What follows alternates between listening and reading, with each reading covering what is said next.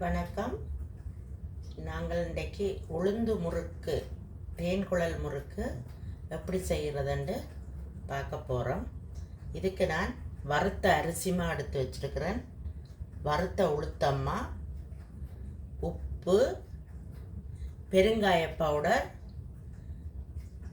சின்ன சீரகம், பட்டர் அளவு எடுத்து வச்சுருக்கிறேன். இப்போ எவ்வளோ அளவுன்னு சொல்லி காட்டுறேன் பாருங்க.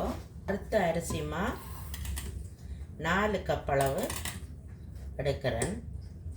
4 கப்பு வறுத்த அரிசிமா.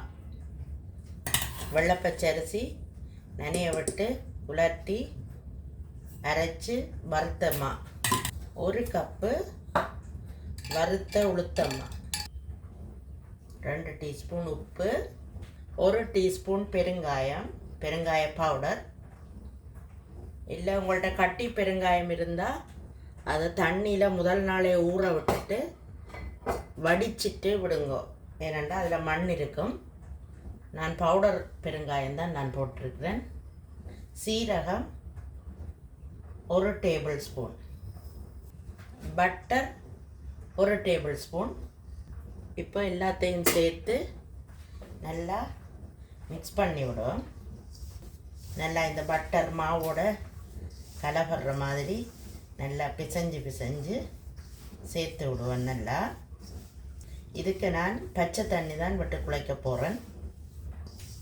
நான் இப்போ கொஞ்சம் உப்பு சேர்க்க போகிறேன். இதுக்கு தண்ணிக்கு நான் அளவு வைக்கல, ஏனெண்டா வறுத்தமாக தானே கொஞ்சம் கூட இழுக்கும்.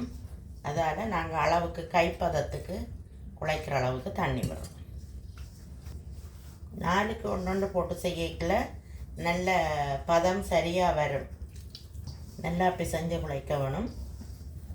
அப்போ தான் முறுக்கு வடிபடாமல் வரும்.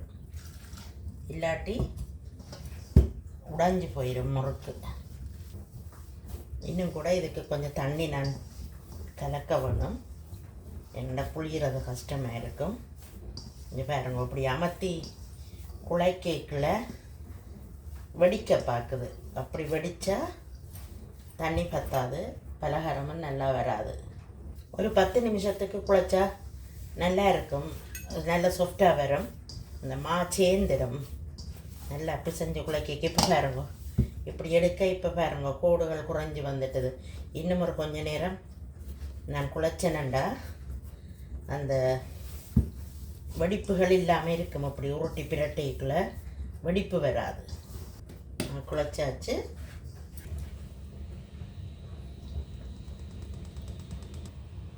இந்த அச்சு தான் நான் இதுக்கு எடுத்துருக்குறேன்.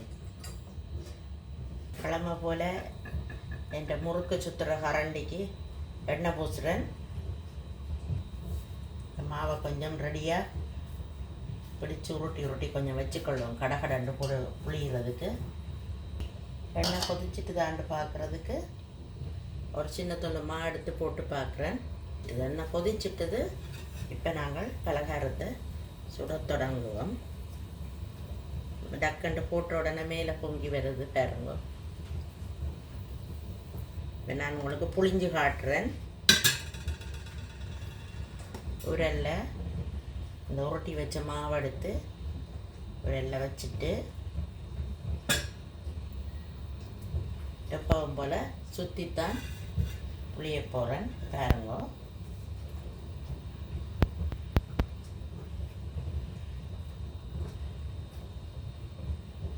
இப்படியே புளிஞ்சிட்டு இதை எண்ணெயில் போடுறேன். இப்போ பாருங்க, இந்த முறுக்கு எடுத்து உடைச்சி பார்ப்போம். பாருங்க, நல்லா பிரிஞ்சிட்டுது. நடுவில் ஓட்டை விழுகுது. நடுவில் ஓட்டை விழுந்தால் பிரிஞ்சிட்டுதுன்ற அர்த்தம். இது நான் ஏற்கனவே கடலை மா முறுக்குக்கும் சொல்லியிருக்கிறேன். நடுவில் ஹோல் வந்தால் நல்லா பொரிஞ்சிட்டுதண்டு நீங்கள் எடுத்துக்கொள்ளலாம்.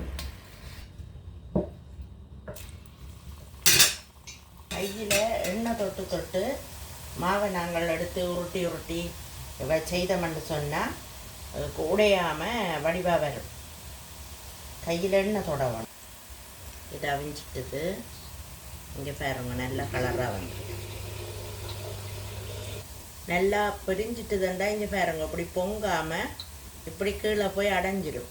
அப்போ அது நல்லா பிரிஞ்சிட்டுது வெந்துட்டுதுன்ற அர்த்தம்.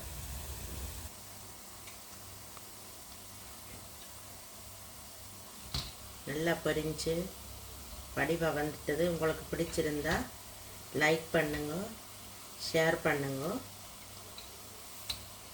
அதோட 500 சப்ஸ்கிரைபர்ஸ் தாண்டிட்டோம். எல்லாருக்கும் நன்றி. இவ்வளோ நாளும் எனக்கு லைக் பண்ணி என்னை சப்ஸ்கிரைப் பண்ணி எனக்கு ஆதரவு கொடுத்த எல்லா வியூவர்ஸுக்கும் எனது மனமார்ந்த நன்றிகள். மேலும் மேலும் உங்களுக்கு பிடிச்சது மாதிரி உணவு பதார்த்தங்கள் செய்து நான் போடுறதுக்கு முயற்சி பண்ணுறேன். நான் செய்கிறது உங்களுக்கு பிடிக்கும் என்று நினைக்கிறேன். ஷேர் பண்ணுங்க, சப்ஸ்கிரைப் பண்ணுங்க. நன்றி, வணக்கம்.